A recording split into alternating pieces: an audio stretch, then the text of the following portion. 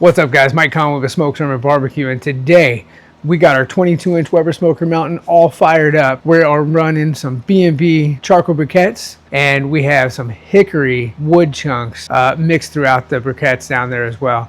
But here's what's exciting. Today we got a full packer brisket hanging from our WSM. I've never done it before. I've seen a couple other pictures online of people doing it. I've never seen a video of it happening, and I thought today's the day. I don't have any big catering cooks happening this weekend, so why not do my own brisket for me and my family and try something a little bit different? Can it work? Will it turn out just as good? Is this a mistake? I don't know, but I think it's a good time for us to find out.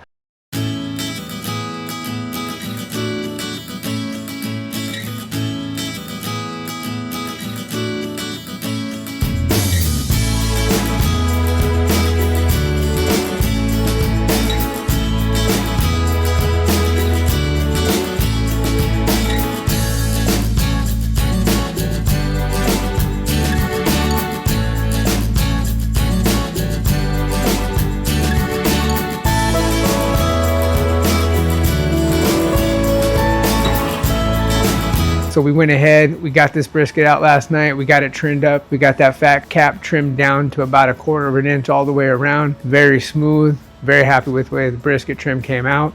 We got it seasoned up with a 16 mesh black pepper as our base, and then my own seasoned salt over the top of that. I'll put that recipe down in the description if you want to give that seasoned salt a try. That's my classic brisket go-to 1-2 punch for seasoning. Always turns out great, gives that awesome Texas style bark I'm always looking for. Then we went ahead and got our Weber Smokey Mountain fired up. We used a Weber charcoal cube to get it lit. We have our Hunsaker Vortex plate at the bottom.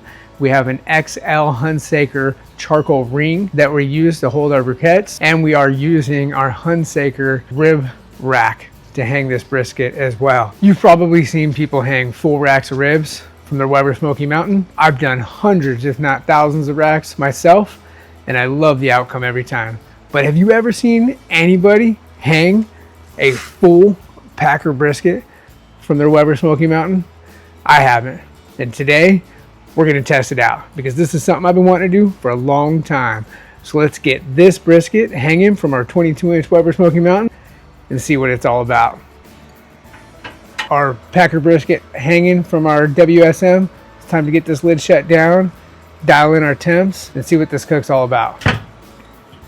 It is 6 a.m. in the morning. Our brisket is hanging from our Weber Smoky Mountain. We started out with a 14-pound brisket that we picked up from Sam's Club. This is a prime brisket.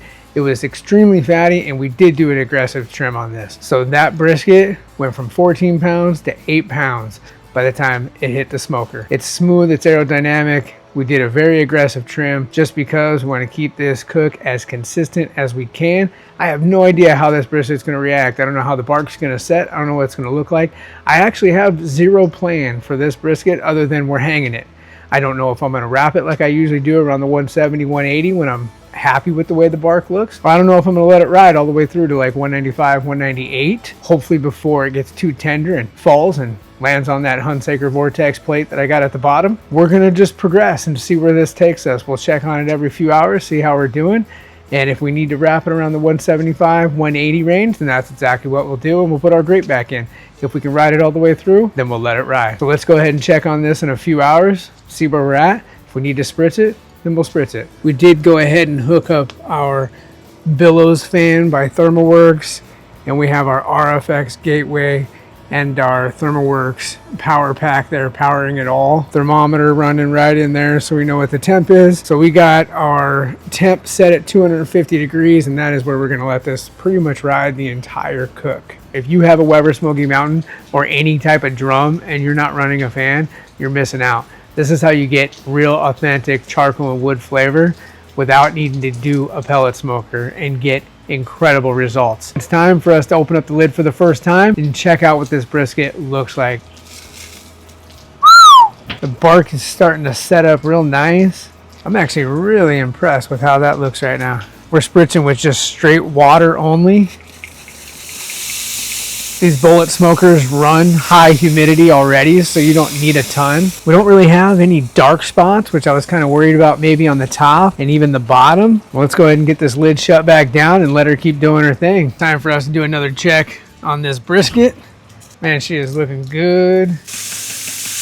Our Weber Smokey Mountain is running right at 255 degrees. We're running right at about 155 here in the flat. And we have a probe running at about 164 in the point. That's the only thing we've done since the last check-in is I did pull the brisket out and went ahead and put my RFX probes in so we could monitor those internal temps. And then we got it right back on our bullet smoker, just letting this thing do its job. You can check out inside and you can see the fat that's just dripping on my Hunsaker Vortex plate. That plate right there is a game changer, guys. I highly recommend. You do not need a water pan in one of these smokers. Get yourself the Hunsaker Vortex. Next level.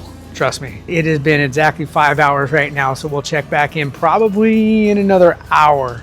All right, guys, here we are. Brisket has been on for exactly 8 hours. Look at the color.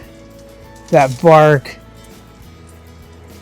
man, I am loving that. The temp on our flat probe and our point probe is exactly 182 degrees internal in both spots, which for me is super interesting. These drums, especially with that Vortex plate by Hunsaker, keeps the heat circulating perfectly throughout this pit and really cooks super even. I did add a couple more hooks in here just because I got a little bit nervous. Want to make sure I don't lose this thing in the pit. I should just go ahead and wrap it and put the grate back in it, but I think we're going to let this thing ride and see if we can't get a full cook out of it hanging without using our grate. So we're going to shut it down and we'll check on it in another hour. All right, guys, here we are at the 9-hour mark. Our brisket has been rolling unwrapped, still hanging from our 22-inch Weber Smokey Mountain. I've been nervous for the last hour, but we're just letting it roll. We are going to check it because the flat is probing on our RFX probe at 196 and our point is probing like 192.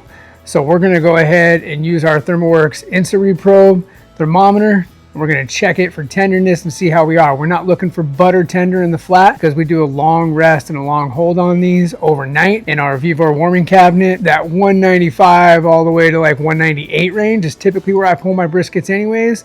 And that's right where we are. So let's check it out with the probe, see how tender we are, and see what our number's really reading. All right, look at that. I mean, the bark is looking great. Look at how moist. I stopped spritzing this thing a few hours ago. It hasn't needed it. It's literally self-basing itself exactly the way it is. 205 in the flat, in and out like butter. 199 in that thick part of the point, right where the flat meets the point. Time to pull this brisket before it decides to lay itself down. This is just water, helps make our paper more pliable. There she is in all of her glory. Got some tallow left over from a previous cook. I expected this to come out way more crispy running it all the way through.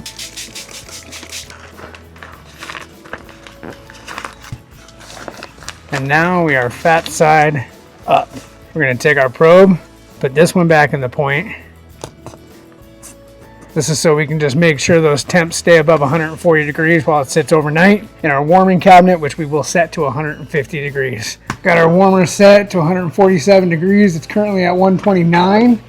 We're just going to go ahead and set our brisket in here. Got a little bit of moisture down there. We'll see you guys in the morning. What's up, guys? It's the next morning, and we have been holding our brisket overnight on a long hot hold at 150 degrees for the last 14 hours in our Vevor warming cabinet. The time has come for us to slice into this brisket. We smoked this brisket yesterday for 10 hours, unwrap, or see if we completely botched this brisket. Look at the bark. That's from hanging from a bullet smoker. Extremely moist. We got a clapper. We pulled her a little earlier because I got a little nervous. Just a slight tug though. Not bad at all.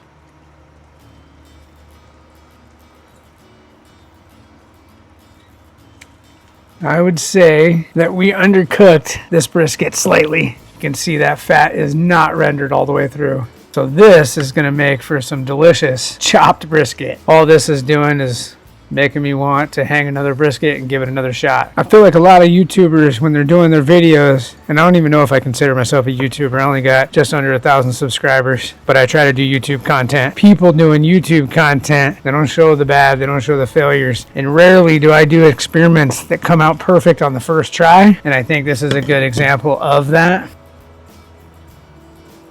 Our brisket clearly was not finished before it went into our warming cabinet. Even though we got probe tenderness in certain spots, pulled the brisket too early. I was afraid it was going to fall from those hooks. It was a bust. What can I say? They're not all 10s. But here's the thing. We're not going to claim defeat quite yet because we're going to run a test. I took those unrendered pieces of brisket, vacuum sealed them, and I'm going to sous vide them at 175 degrees for like 8 to 10 hours to see if we can get them to break down, render properly, and see how those come out. Additionally, I'm gonna go get another brisket because I am not willing to throw in the towel on this. I believe this mistake was 100% on me, and I think there's too many barbecue videos out there that don't highlight their mistakes, and they try to make every single video seem like they made the best brisket of their life. We're gonna redo this test, but will I ruin another $90 piece of meat? Let's find out.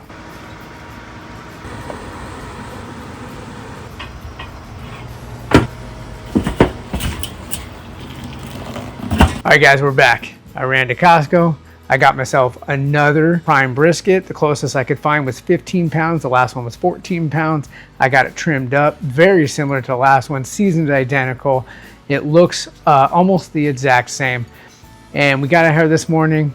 We loaded up our 22-inch Weber Smokey Mountain exactly the same way, same charcoal, same hickory wood chunks as before. We got it lit.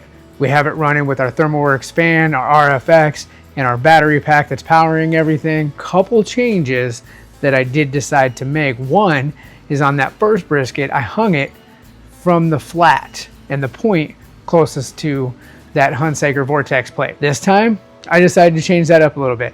I'm hanging it from the point. I was originally a little afraid because of all the extra fat in the point that it would get too soft too quick and that would cause it to want to fall in the fire. And since then, and doing a little bit more research and talking to a few more people that have actually hung briskets before, I've decided to change that approach. We're hanging it with 3 hooks from the point with the flat closest to that deflector plate at the bottom. It's already been on for a couple hours. We're gonna let it go just like we would pull it off of the offset that you see there behind me. And here's the reason why I don't want to use the grate, because the way I have this set up right now, we'll take a peek, but the way I have this set up right now, you could realistically put 4, maybe even 5 of these briskets hanging from a 22-inch Weber Smokey Mountain. That is huge for a backyard cook that's just putting on a big party for his family and has a bunch of people coming over, or maybe a big birthday party or bar mitzvah or whatever it is in your backyard.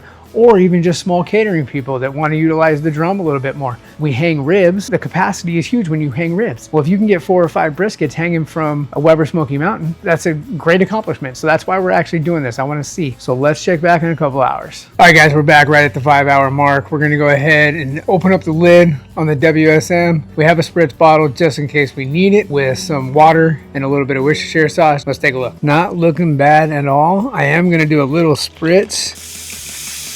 See right there, we're reading 156, 154. So we're actually doing really good on this brisket. I'm gonna go ahead and get this lid shut down. I'm probably gonna let this chill out for another 30 minutes. And then I'm gonna go ahead and throw in a couple RFX probes just so I can monitor those temps, see if we lose this thing in the fire or not. Because we're letting her go until she's probe tender, period. So let's stick around and find out. Doesn't look too crispy on the edges. Even down here in the flat, which is where we really want to watch since we're closer to that deflector plate. So let's go ahead and get these probes in. Those probes are in. We got the brisket hanging back on the WSM again. Now it's time to just let her continue doing her thing. We're still rocking right at about 235 degrees. We're just gonna let it roll at that temperature. There's no reason to turn it up or down right now. We'll check back in probably in about 90 minutes and see where we are. All right, guys, so it's been right at 8 hours. Let's go ahead and open the lid. We haven't touched it for the last 2 hours since our last check-in. Our probes show that we're right at a 160 in the point and about 162 in the flat. Looking good. That bark is looking nice. I wasn't sure if I was gonna need to sprit. Maybe just a little bit down here at the bottom. You can see that point is starting to shrink up a little bit. What's up, guys? It's time to check in now. We are 13 and a half hours in on this brisket hanging in the 22-inch Weber Smokey Mountain. Checked on it about an hour ago. I didn't bring you guys in for that. I didn't even spritz it at that time or nothing. So let's go check it out. Will you look at that? Probing 201, 207 right there. 204, 194 right there. Get our paper out and get ready to wrap this bad boy.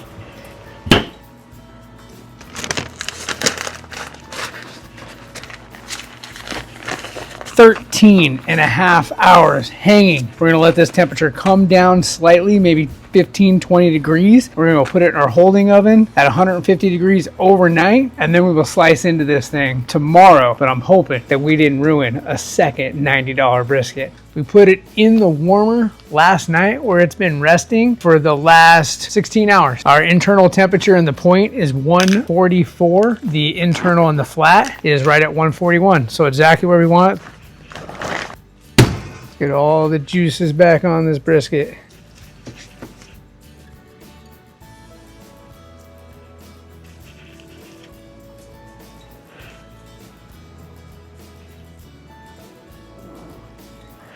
Definitely got the fat render. Fat cap rendered out. Pulls apart super easy. Definitely juicy. We got good render. Comes apart nice. Our first brisket, I couldn't even pull it apart at all. It had a ton of resistance. Look at that intermuscular fat that runs through. It's rendered out. Comes apart with very little effort. I'm happy with those. Much better results this time around.